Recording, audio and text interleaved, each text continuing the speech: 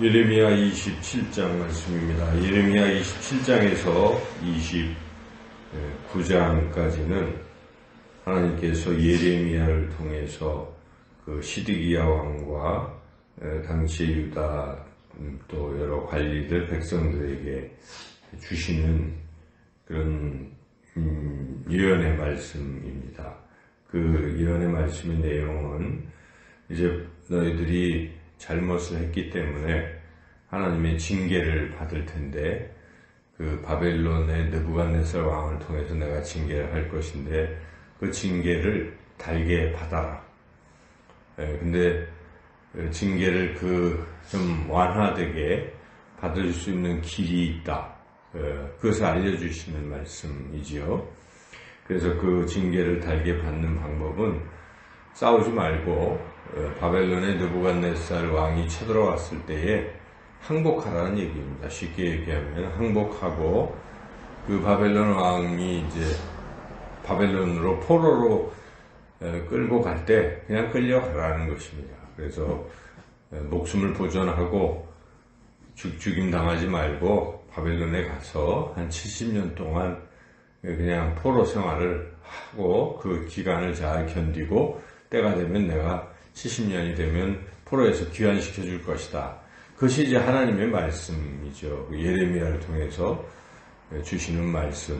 징계는 하시지만 그 징계의 강도를 좀 더 낮추시기 위해서, 죽임을 당하지 않도록 하시기 위해서 그렇게 이제 말씀을 하신 것이죠. 그래서 징계는 징계니까 받긴 받아야 되는 것입니다. 그들이 나라를 잃는 그런 아픔을 겪어야 되는 것이고, 근데 그것마저도 거부하고 아니라고 하고 하면은 더 큰 피해를 입을 것이다 하는 것인데, 이렇게 예레미야를 통해서 주신 말씀이 있었고, 또 당시에는 그럴듯하게 하는 또 말이 있었습니다. 그것은 거짓 선지자들, 예언자들의 말은 아니다. 우리가 끝까지 항전하자. 항전하면 우리가 여기 포로로 끌려가지 않는다. 나라는 망하지 않는다. 이제 이런 얘기죠.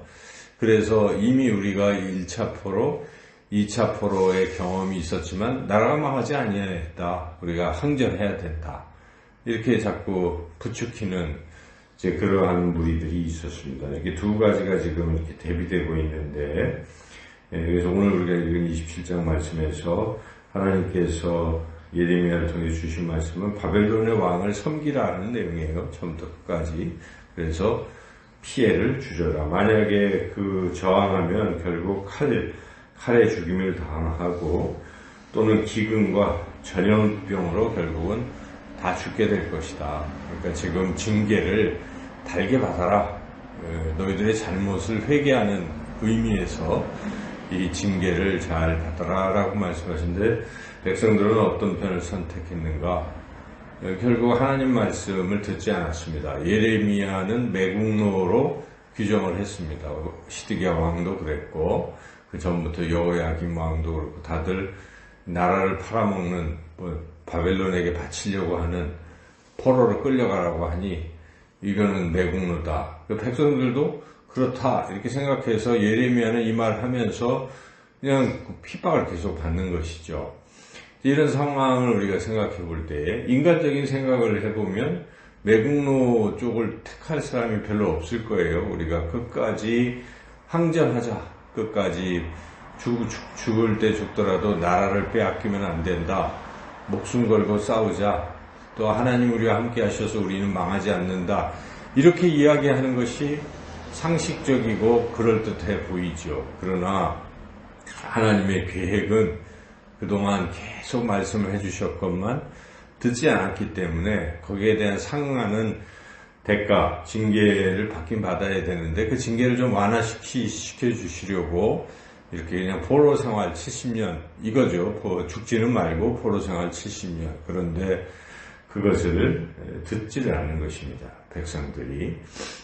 결국 이제 이 말씀을 우리 삶 가운데 적용한다면 우리가 이제 이야기를 듣지 않습니다. 판단을 해야 됩니다. 어떤 상황에서. 근데 어떻게 보면 이게 좀 달콤해 보이고 모든 사람들이 그렇게 생각하고 하는 그런 측면이 하나 있고, 하나는 그게 좀 이상하고 좀 앞뒤가 안 맞는 것 같은데 하나님의 말씀이 있고 그럴 수도 있어요. 그래서 우리가 이 분별을 잘 해야 됩니다. 어떤 것이 거짓이고 어떤 것이 진리인지를 분별할 수 있는 분별력이 있어야 되는데 이러한 분별력을 우리가 어떻게 갖출 수 있겠는가 하는 것입니다. 그것은 하나님의 말씀을 항상 많이 잘 들어야 되는 것이 평소에 이 말씀을 자꾸 듣고 깨닫고 그랬을 때에 그 영적 분별력이 생기면 어떤 상황 속에서 인간의 상식을 따라가려고 하지 않습니다. 하나님은 무엇이라 말씀하실까? 하나님의 뜻이 무엇일까? 이것을 이제 깨닫게 되는 것이죠. 그래서 그런 진리, 하나님의 말씀을 따라가게 된다 하는 것입니다. 그런데 우리 신앙인들이 그런 면에서 이 세상 사람들과 부화내동하고 세상 사람들과 같이 생각해 버리면 안 됩니다. 그래서 우리는 하나님의 자녀들이기 때문에 더욱더 깨어서 기도하고 영적으로 성령 충만받고 말씀을 자꾸 묵상해서 하나님의 뜻이 무엇인가를 분별해야 되겠습니다. 이제 코로나라는 이 시대적인 이 큰 상황 속에서 우리 그리스도인들은 하나님의 뜻이 무엇인가를 더 깊이 깨달아야 하겠습니다. 그저 세상 사람들이 다 추구하는 것이 진리가 있는 것이 아닙니다. 이런 가운데 하나님은 왜 이런 코로나를 우리에게 허락하셨을까? 왜 코로나가 지금 있는가? 그것은 하나님의 말씀에 따르면 자명한 것이죠. 하나님을 알라는 것입니다.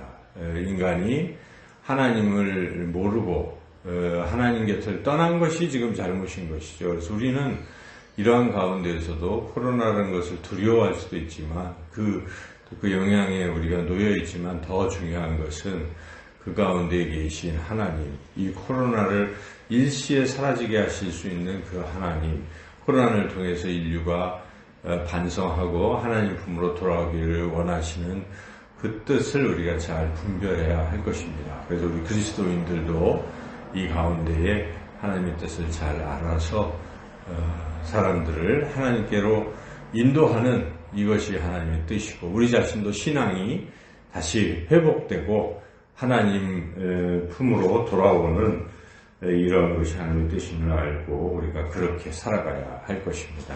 우리 인생 가운데 항상 세상의 사람들의 상식보다는 하나님의 뜻을 더 잘 깨닫고 하나님의 뜻에 따라 살아가는 저와 여러분의 삶이 되시기를 주님의 이름으로 축원합니다.